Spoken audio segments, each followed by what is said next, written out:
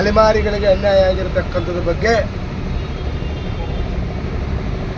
ರಾಜ್ಯಪಾಲರ ಅನುಮೋದಿ ಹೋಗೋದಕ್ಕೆ ಮುಂಚಿತವಾಗಲೇ ನಮ್ಮ ರಾಜ್ಯದ ಮುಖ್ಯಮಂತ್ರಿ ಆದಂಥ ಸಿದ್ದರಾಮಯ್ಯನವರು ಅಲೆಮಾರಿ ಜನಾಂಗಕ್ಕೆ ನ್ಯಾಯ ಮಾಡಿಕೊಟ್ರೆ ನಮ್ಮೆಲ್ಲರ ಹೃದಯದಲ್ಲಿ ಅವರು ಶಾಶ್ವತವಾಗಿ ಉಳಿತಾರೆ. ಇಲ್ಲಾಂದರೆ ಉತ್ತರ ಪ್ರದೇಶದಲ್ಲಿ ಯಾವ ರೀತಿ ಕಾಂಗ್ರೆಸ್ಗೆ ನೆಲೆ ಇಳಿದೇ ಆಗೋಯ್ತೋ ಅದೇ ರೀತಿ ಕರ್ನಾಟಕ ರಾಜ್ಯದಲ್ಲೂ ಕೂಡ ಸೇಮ್ ಅದೇ ಫಾರ್ಮುಲಾ ತಗೊಳ್ಬೇಕಾಗತ್ತೆ. ಯಾಕಂದರೆ ಕಾಂಚೀರಾಮು ನಮಗೊಂದು ಪಕ್ಷವನ್ನು ಕಟ್ಟಿ ರೆಡಿ ಮಾಡಿಟ್ಟು ಹೋಗಿದ್ದಾರೆ. ಯಾಕಂದರೆ ಬೇರೆ ಬೇರೆ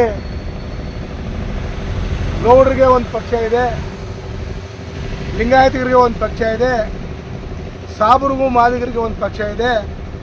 ನಾವು ಮಾದಿಗರೆಲ್ಲರೂ ಕೂಡ ಸೇರಿ ನಮ್ಮ ಅಲೆಮಾರಿ ಜನಾಂಗಕ್ಕೆ ನ್ಯಾಯ ಸಿಕ್ಕಿಲ್ಲ ಅಂತ ಹೇಳಿದ್ರೆ ನಾವು ಕಾಂಚೀರಾಮ ಅವರನ್ನು ನಿಲುವನ್ನು ನಾವು ಈ ರಾಜ್ಯದಲ್ಲಿ ತಗೋಬೇಕಾಗ್ತದೆ.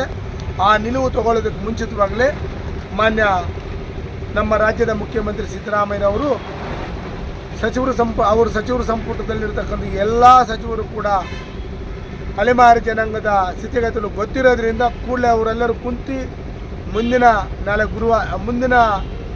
ನಿರ್ಣಯ ತಗೊಂಡು ಕೂಡಲೇ ಜಾರಿ ಮಾಡಬೇಕಂತೆಲ್ಲ ನಾವು ಎಲ್ಲ ಅಸ್ಪೃಶ್ಯ ಸಮಾಜದವರು ನಾವು ಅವರಿಗೆ ಮನವಿ ಮಾಡ್ತಾ ಇದ್ದೀವಿ. ನೀಡಲೇಬೇಕು 1% ಮೀಸಲಾತಿ ನೀಡಲೇಬೇಕು